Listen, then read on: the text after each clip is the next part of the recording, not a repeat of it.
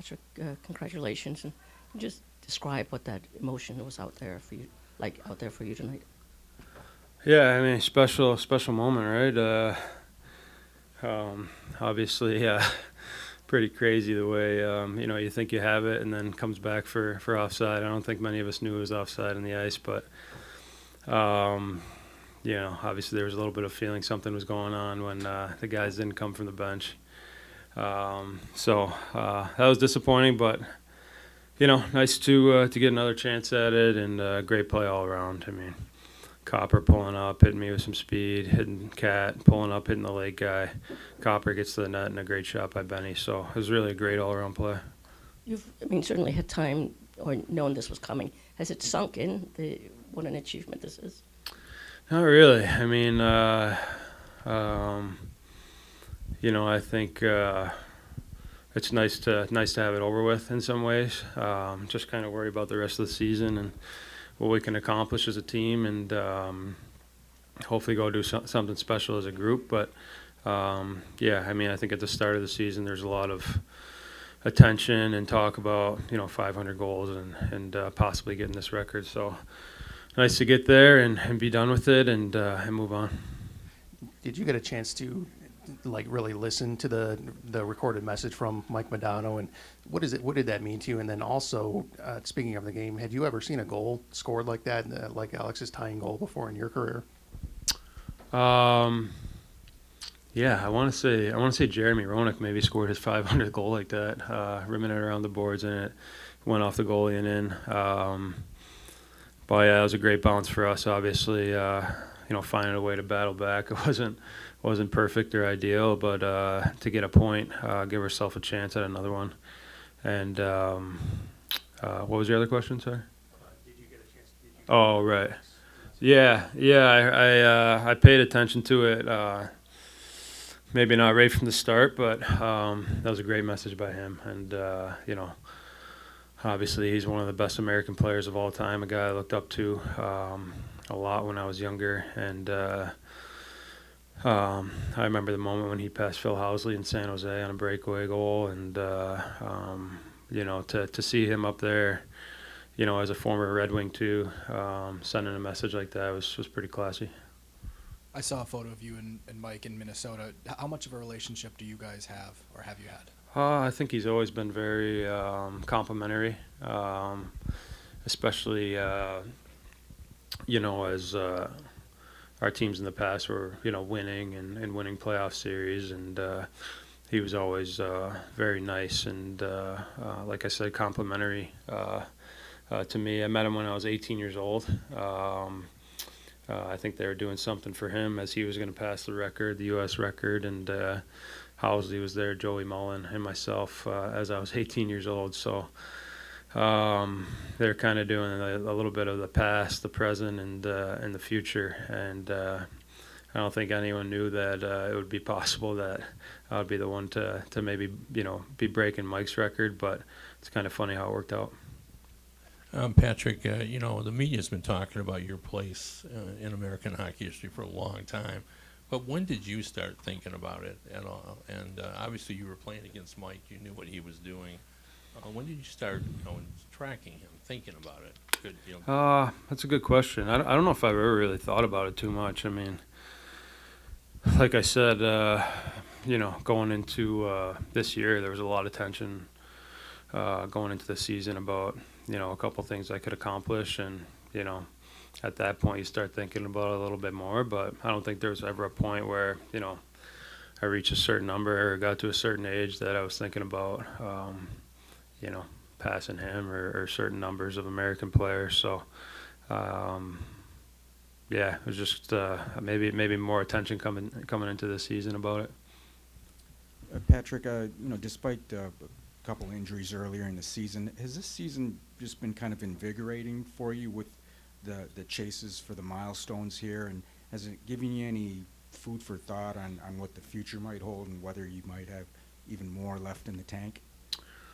Yeah, I mean, my body feels pretty good. Like you said, battle a couple injuries. It's always tough to, I think, deal with those things and come back and try and find your game. felt like I was really finding my game there before the last one. So, still feel like there's more in the tank and more that I can give to the team, and hoping that I can really find it down the stretch here as the time becomes really important. So that's kind of my thought right now, and then we'll see with everything else after that. Patrick, I don't know what Mike Modano has shared with you privately, but publicly, something that seems to matter to him is that you're the right person to break this record, both the way that you've influenced guys in the game and the way that you appreciate the history of the sport. Is you've started making more history of your own. Is your role as an ambassador for the game something that has mattered more to you? Yeah, another thing you never really think about, right? Just kind of play the game. I always thought when I was younger, you try to find yourself improving as a player, trying to be the best player you can be. And obviously there's times in there where, you think you can get the crowd into a game or excite the fans and, show off your skill, whatever it may be, things like that. But I think when you're doing that, you're never really thinking about, I'm doing this for the next player coming up or anything like that, right? So that was just kind of something that happened. I know, throughout my career, there's been some American guys that have come up to me and said some really nice things, some younger guys that appreciated the way I played when, I was younger and they were younger, and I was a guy they looked up to. So, pretty cool to hear that when it's something you're not really looking for or expecting. Just try to rim it around. I'm not sure what it hit, maybe the, dasher or whatever, but I saw it come off and kind of go in his stomach, and I knew I had a chance to go in because I think those ones are pretty tricky, but obviously a lucky bounce, and, lucky to get 1 point here. How emotional was this night overall, just with everything? Yeah, it's, obviously cool to be a part of, a part of history, and, I think we didn't play our best game, but, definitely not happy with 1 point. Should have had 2, but, it's good. We obviously weren't in here. What did you guys do to celebrate with him after? Did you do much? We took a team picture. Like I said, it's still special to be a part of history, whether we win or lose. And I think it's a special moment for him and all of us. And but now we're on to the next one, and I'm ready to go on Saturday. Alex, did you? Disappointing thing, just the chances with it on power play and like generating any opportunities. Yeah, we had our chances. I think it's frustrating when you don't, generate too much or score on our chances or whatever it may be. But I think our 6-on-5 was good. Even before the lucky bounce, I think we were doing well in there and getting shots through and creating some havoc in front of the net. So, some positives, obviously some negatives that we need to work out and be better next game. With Patrick, can you quantify what he achieved tonight? Bigger even than the 500 goals. This is just an incredible record. Yeah, it's hard to really grasp how special it is, and I think a lot of people have known he's gonna hit it, and one of the best American players to ever play, and we knew that before tonight. So but it is special to pass Modano, and I think he's been working hard for it, so he deserves it, and It's part of what makes him special, just at least from what we see. He seems very humble for a guy who is who he is. Yeah, for sure. I think his work ethic makes him so special, and he's won everything. Been the best player in the league for many years, and he's still out there working his hardest to be better, whether it's after practice or in the game. He's super competitive, and I think that competitive spirit really drives him to be the best. And I think he's a great leader in here. He teaches all of us guys a lot on how to win and how to play the right way, and I think he's just a great leader, great person, great teammate. Did you give him a little bit of a needle for that first period goal, for that offside first period? What's that? The first period, that goal, did you give him a little bit of a needle, or? No, I think we were both offside, so I don't think it was very close. I don't think it was hard for them to call that back. So that's frustrating, but it is what it is. We gotta keep going. At the end of the video, Madonna goes, "Continue on, make it harder for the next guy." How much do you think he's got left in the tank? How many more points do you think he can pile up? I think a lot. I think he's still got it. He's still, one of the smartest players I've ever played with, and obviously the skill's there. So I think as long as he wants to go, he's going to be able to go and be a difference maker in the league for a while. It's another 30-goal season for you. I mean, how much pride do you take in just being able to be the guy that this team can count on for offense? Yeah, it's definitely something I try to do, and try not to think about it too much in the moment. But it's hard to score in this league, and I've been fortunate enough to play with players who give me the puck in good spots and make it easy on me. So a lot of credit to them, and some credit to those bounces I get today, and it's great. Thanks. Not the result you guys wanted tonight on Tuesday, but reflect a little on Patrick's achievement. I mean, I think the achievement speaks for itself. He's the most points as a U.S.-born player, greatest U.S.-born player to play the game, and incredible for him and his family, and really special to just be able to witness that live. That was, I know a lot of those points were in Chicago, but to see how our fans have embraced him and how he's embraced our city is really special, and says a lot about just how much he loves to play hockey, how much he loves the game, and no matter where he's playing, if people appreciate him, he's going to give love back to them. What did you see on Alex's tying goal there, just on the crazy bounce, how it went in? I just saw him dump it in, and then a little bit he jumped up, and I was just going forecheck, so I didn't even see it. Or it's hard to track pucks on the glass, when there's black seats and people there. It's just you kind of just wait for it to come down, and didn't even see the replay of it yet, but good bounce for us finally. How do you, getting a point, how much of a positive do you take out of that, considering less than 2 minutes ago you're down by 2 goals? Yeah, you know what, I'm sure, I don't know what Todd will say, but I was proud of the way we played, proud of the way we responded after that first period, and in years past, that's a game that we would have crumbled in, and we didn't. Even then at 3-1, we still carried the play, and we still,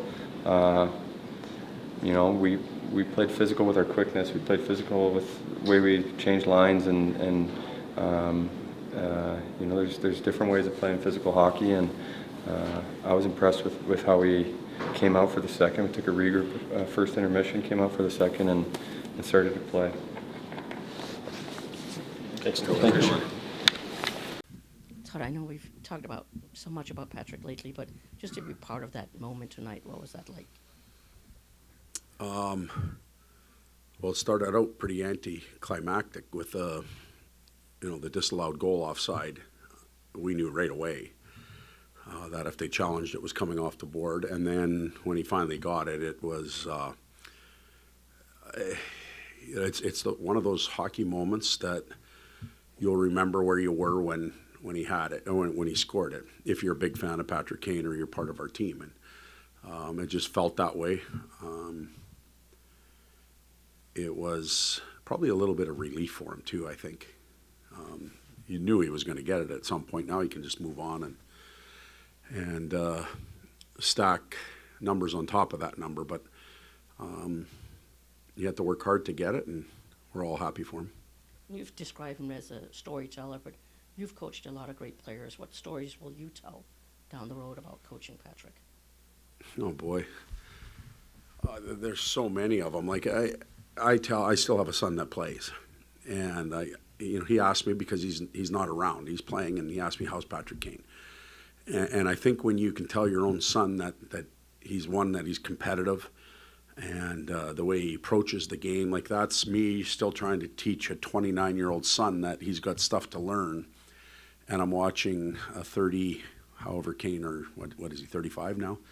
37-year-old still doing it. There's no better teaching tool than that. So I share that with him, and I tell him stories about him in the locker room and equipment and his little guy and all that type of stuff. But really, if you could pick an individual and as I do with my son and share his approach to the game, that's pretty special. So for me, that would be my part of what I pass off. That was a game with a lot of emotional swings. How do you feel like your team managed that, and what was your overall kind of takeaway from it? Well, it was an odd game. It really was. If I was to sum it up, I would say it was a real good comeback by us. It looked pretty bleak there for a while. The bounce, that reminds me of Joe Louis sometimes, the way those boards would work in our favor. I don't think we'll see many more goals like that, but we'll take it. The call, the challenge on the goal, I'd still argue that, our way, but it obviously didn't go that way. But for me, the power play was where we lost a little gas, a little momentum. Early in the game, we could have gained momentum on it. We lost. Third period, when we were down, we could have gained some momentum. We didn't. And then we pulled the goalie, just like against LA, and all of a sudden the energy level and the urgency went way up. You're still at 6-5 or 5-on-4. It's just another form of a power play, but you could sense the urgency. You could sense the puck movement, the willingness to shoot, the desperation in it that wasn't in the power plays early. I thought we were happy to move pucks all over the place and go through the middle and have the pucks tipped and just get frustrated. So for me, that's a summation of an odd night. Well, speaking of odd, obviously it was pretty unorthodox, but it's another 30-goal season for Alex DeBrincat. Just how, obviously, scoring goals is important, but how great is it to have a dependable, consistent offensive threat like him? Competitive. It's as soon as you use his name, I just think competitive, hungry. And we need that. That rubs off on other guys, too. Not only does he get rewarded, but the other guys see it, and he provides energy. Earlier in the period, he cut across and took a quick wrister. That almost went in. There's some guys that always have a chance to score a goal. He's one of them. There's a lot of really good players that don't get those opportunities near as often, or when they do, you're not sure if it's going to go in. With Cat, it has a chance every time. Competitiveness, and then maybe the resiliency of your team tonight then, Todd? I mean, is that a little bit... Well, we dealt with some frustration, coaches included. We were just as frustrated as everybody else, and I don't think it was a good quality to have. But you could say resilient again, but I'll go back to why are we putting ourselves in a resilient spot? Let's try and clean it up earlier so we're not there. Sort of building on that, how do you carry some of that energy and urgency from the end of the game into your next matchup and to close out before the Olympic break? Yeah, we, we're in the grind. We're like every other team. We're going to have a quick practice tomorrow. We won't have a pregame skate on, was it Saturday, because of an afternoon game, which I don't mind. I think right now those afternoon games are helpful. We'll get some rest on the back end, and then we go on the road for 2. And there is a finish line there, and I said this morning, that we have to provide energy and enthusiasm and a focus individually, but also collectively for each other, so that we can push to that point. We can't get dull, we can't get stale, we can't get bored.